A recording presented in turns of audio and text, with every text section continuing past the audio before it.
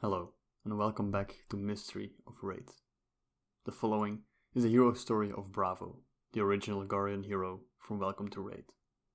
As always, this story is the property of Legend Story Studios, and I'm here just to narrate it.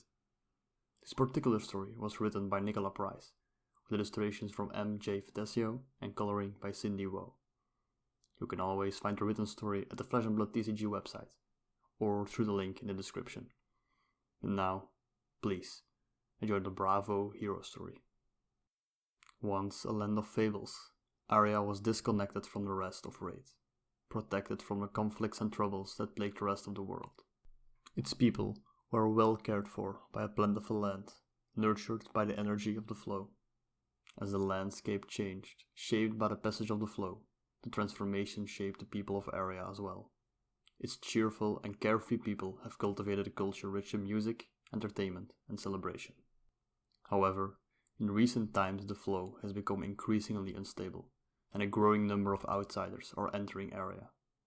The volatile energy of the flow is changing the landscape of Aria faster than ever before, bringing a sense of unease and confusion to its people.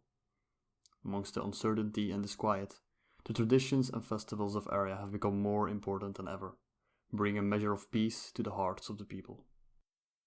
A rising star. Even amongst the many taverns, festivals, and celebrations of Aria, nothing could possibly compare to the excitement of the Everfest Carnival. A massive, moving circus, the Everfest travels throughout Aria, a sea of brightly colored big tops boasting the biggest collection of performances in all of Rathe. Yet of all its acts, none were so famous or beloved as Bravo's Legendarium. Bravo was raised among the strongmen and animal acts of the Velder, growing up alongside great, majestic Cesari and tiny meeps that darted from stall to stall. Many of his closest friends were members of the Mayala, oracles, bards, skalds, enchanters, and fortune-tellers, all breezing about the Everfest in loose silks and layers of golden jewelry. One of the Mayala elders, a woman with fine white hair and a single eye, always made time for the young boy. She often spent time sharing the tales of Aria with him, spinning both fantastical tales and old legends. Bravo listened to tales of powerful enchanters and mysterious shamans, of magical artifacts and hidden wonders. It sparked a hunger for stories untold, and even as an adult, Bravo continued to seek out more.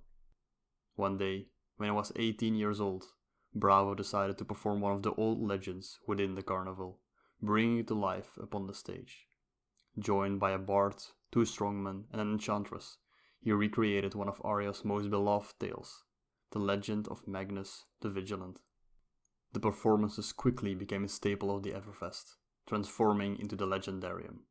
As the act's popularity continued to grow, so did the size of Bravo's troupe. By the age of 26, Bravo had amassed a troupe of over 30 performers and stagehands, with an act that was beloved by the audiences across Aria. While the troupe had their fair share of followers, it was Bravo who often found himself at the center of attention. He quickly found himself overrun by avid fans, his charisma and confidence earning him admirers everywhere he went. Yet even as he enjoyed performing, there was a part of him that still longed for more. Call to adventure. During a life traveling with the Everfest Carnival, Bravo had visited every village in Aria. Yet no matter how many he traveled to, Aldevir remained one of his favorites. A sprawling village, its buildings were scattered across the plains, flowers and herbs growing in rolling meadows. In the midst of summer, the Everfest made its way to Aldevir once more, greeted with a sight of lush, dense meadows overrun with flowers. With the Legendarium on hiatus, many of the troupe members had scattered across Aria, taking their time to visit other villages and explore. After spending the previous day helping to set up the many tents and stalls of the Everfest, Bravo was looking forward to spending his morning in the company of a nice tall glass of alder cider inside the local tavern. However, just as he was fastening the buttons on his favorite crimson coat, he heard someone clear their throat. In the open doorway of his tent, Gawain and Morgan stood, imposing even in the light of the morning sun. Bravo had met the duo many moons ago, when they first arrived within the Everfest. Seeing their broad shoulders and muscles, their old world appearance and their stalwart natures, Bravo had approached and asked the pair to join his troop. Reserved and taciturn, they were excellent at supportive roles, and quickly became staple members of the Legendarium. With the act currently on break, it was hardly surprising to see the pair with packs and traveling gear. However, when Bravo asked about their plans, they stared at him blankly. "The Wayfinders have summoned us." Morgan was the slightly more talkative of the pair, his deep timbre echoing in the small space. "We'll leave for the Fractal Scar." Bravo looked from their grim expressions to the packs upon their shoulders to the weapons clasped at their sides. While Gawain and Morgan originally arrived to the Everfest with a pair of finely crafted great axes, Bravo rarely saw the weapons. To see the great axes once more, in the same moment that Gawain and Morgan were departing for the Fractal Scar at the request of a wayfarer. It reminded Bravo of the tales they performed, of noble defenders leaving on a quest, an adventure that would take them across Aria in the pursuit of protecting the innocent. Gawain and Morgan leaving on some grand journey, clad in armor and furs, wielding their great axes with pride, traveling for months, perhaps years, a journey taking them from village to village in search of their target, helping townsfolk and rescuing fair maidens from harm. At last, when they arrive at their destination, a great evil would appear before them, one that they are destined to defeat. Bravo imagined Gawain and Morgan stood toe to toe with an ancient creature, something long forgotten by the people of Aria. Covered in scales, it raised its head with a bellowing roar and launched itself toward them. They fought valiantly, taking blow after blow as they worked together to defeat the beast. At last, Morgan got close enough to the creature to find an opening in its defenses. With a single swing of his great axe, he beheaded the great beast, silencing it once more. They returned to the townsfolk with the creature's head, arriving to the sound of cheering. The townsfolk hold a festival in their honor, a token of thanks for their valiant heroes. Bravo clapped once, decisively nodding his head. "I'm coming with you." Gawain and Morgan looked at one another, the taller of the pair silently raising an eyebrow. After a long moment, they turned back toward him. To anyone else, Gawain's expression would have looked exactly the same, but Bravo had known him long enough to glimpse an air of resignation in his fixed stare. Morgan shrugged. "We'll leave at noon." It didn't take long for Bravo to gather his things, his pack still mostly untouched from arriving in Aldevir the previous day. The last thing he gathered was his beloved mallet, Anatas, forged from polished wood and finely hammered silver steel. He stopped to visit his companions amongst the Miala and those of his troop who had stayed within Aldevir. Once he had said his goodbyes, he left to meet Gawain and Morgan just beyond the outermost circle of tents. The hero's journey.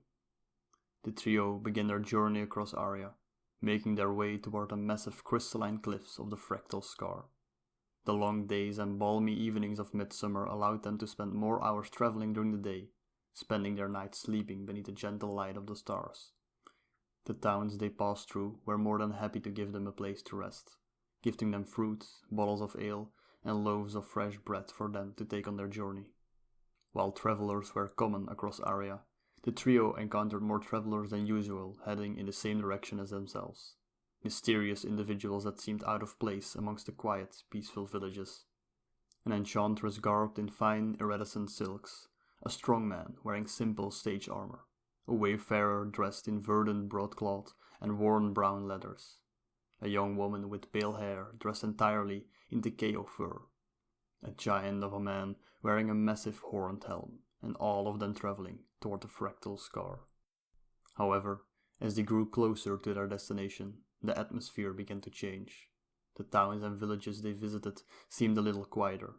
Despite the bright sunshine and balmy warmth of midsummer, there was no birdsong, no Keo darting across the fields, no Fianna roaming the landscape. It seemed as if there were no animals to be found at all, and none of the towns they visited seemed to know why all the creatures had disappeared. Each person they spoke to only described the feeling of waking up one morning to an unusual silence and venturing outside to find the plains empty. The three men began to feel an increasing sense of urgency. Every wayfarer they passed on their journey seemed to fly across the earth, racing past with their dowsing discs aglow. Some traveled on foot, traversing the rolling fields with surprising speed. Others rode on the backs of Fianna and Vitrio, their long braids streaming behind them as they sped past, in the opposite direction to the fractal scar. One night, they stopped in a village close to their destination, arriving to find the buildings dark and quiet. The townsfolk were nowhere to be found, their belongings left behind, plates still set on tables, nugs of cedar and mulled wine still sitting out, half empty. While Gawain and Morgan scouted out the rest of the village, Bravo searched the local tavern, looking for some sign of people that had abandoned their homes. All of the casks were intact, chairs left sitting at their tables, the beds upstairs half made. Some of the rooms still had packs in them, though none revealed any clues about their missing owners. As Bravo began to make his way downstairs, he heard a quiet chitter. Anyone who visited the Everfest Carnival knew to keep an eye out for the mischievous meeps. Growing up within Everfest, Bravo had developed a keen awareness for the sound of a meep making its move, the only warning one might get before the creatures ran off with one's purse. Sure enough, Bravo turned to find the meep sitting on the balustrade, its beady little gaze fixed pointedly on one of Bravo's golden earrings. It was incredibly rare to find a meep outside of the Everfest Carnival, the perfect environment for the tiny thieves. Yet here one was, and in a deserted village no less. Several minutes later, Bravo descended to find Gawain and Morgan waiting for him, leaning against the tavern's counter. As they turned toward him, he watched their gaze flick to his missing earring, and then to the meep sitting happily on his shoulder, a single gold ring strung into its tail. In response to their confused looks, the meep chittered happily, waving its prize in the air. Transformation. According to Morgan, the wayfarers had set up camp near the fractal scar, rallying those who came to offer their aid. Marbles drawn to the flash of sunlight reflected by the dowsing discs led them from wayfarer to wayfarer, all making their way to the fractal scar. They were soon pointed in the right direction, and without Marble's help, it may have taken them weeks to find their way through the icy plains. However, when they finally arrived at the village, the scene before them sent a chill down their spines. Unlike the gentle, rolling meadows of Eldivir, the village that lay before them was an ashen husk of its former self. Houses lay abandoned, open doors swinging in the wind, blood smeared against the charred wood. The wayfarers had claimed a small section of land at the edge of the village, making use of the blacksmith's forge as a meeting place. Bravo approached one of them, a slender young man in the process of restringing his bow. Like many of the other wayfarers, he sat with his shoulders slumped, dark circles hanging beneath his eyes, skin sallow, eyes drooping closed with every other breath. Clearing his throat, Bravo politely greeted the young man, receiving a small, tired smile in response. Both stared silently for a moment, speech faltering, before Bravo finally gestured to the village around them. What happened? With a sigh, the young man began to share a report from one of the older wayfarers. Many years ago, a group of wayfarers had come across a massive sinkhole to the south of area, where the earth had suddenly caved in. Assuming that it was the work of the flow, they filled in the sinkhole with the help of some local townsfolk, and thought nothing more of it. Then, several months ago, in the early hours before dawn, a deep rolling rumble woke several villagers from their slumber. The ground quaked as people emerged from their homes, searching for the source of the sound, but found nothing. No changes had affected the land around their town, no shimmer in the air to show the influence of the flow. It seemed as if the earth itself had mysteriously risen from a deep slumber. Some of the townsfolk set out to check the surrounding area, only to stumble across the cause by accident. They witnessed the surface of the earth beginning to crack apart, and before anyone could think to get to safety, a swarm of creatures burst out of the sinkhole, clawing their way through the pile of loose dirt. The swarm descended upon the town and any villages near the fractal scar in a mindless rampage, slaughtering anything that crossed their path. The wayfarer caught in drags, humanoid figures with bloated, rotting bodies. Their faces were a mass of melted, discolored skin, dripping the length of their bony, twisted limbs. When they attacked, the air was heavy with the smell of burning flesh, bile and decay, steam rising from their open wounds. After giving Bravo, Gawain, and Morgan some advice on how to kill the creatures, he told them where to go next, a village heavily hit by the attacks, where their help was desperately needed. For months, they traveled along the edges of the fractal scar, hunting down dregs and helping others who had stepped up to the task. Some of the villages that they came across were still occupied, their townsfolk carefully guarded by defenders in makeshift armor. Other villages lay abandoned, left vacant by fleeing townspeople, destroyed by the swarm of dregs following in their wake. Marbles held in his own way, darting onto Bravo's shoulder to chitter at drained defenders and anxious townfolk. His tiny, expressive face often brought a smile to people's faces, bringing some amount of levity to the tension hanging in the air.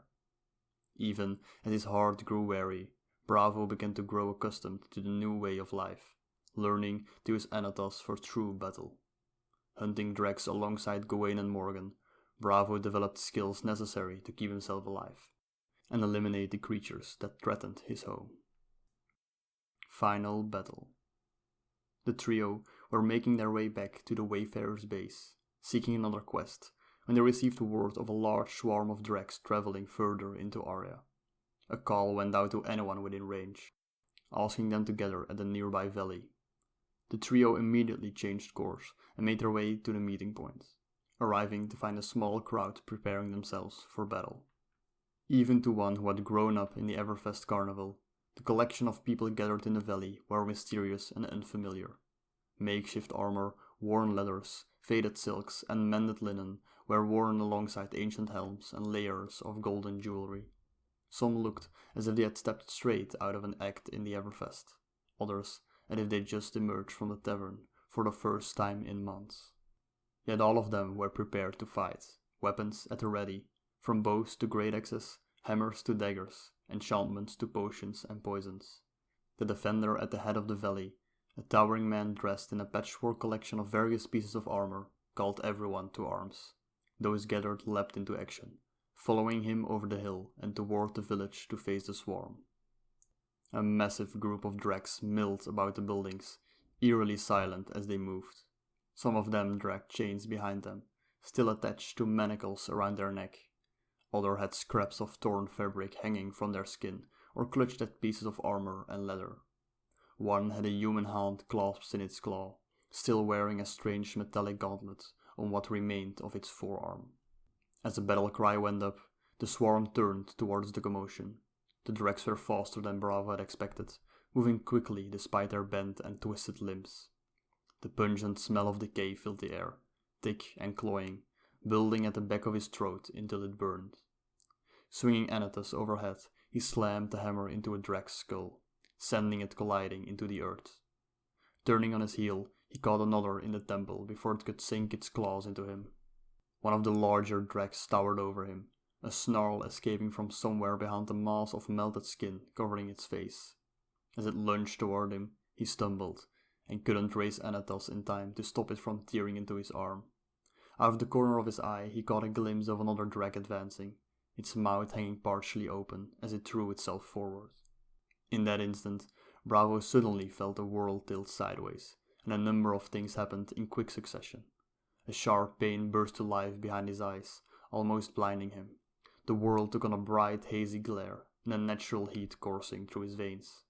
For just a moment, he could have sworn that he saw a spectral shape in the air before him, curling through the light in the same way that a Caesari moves through the air.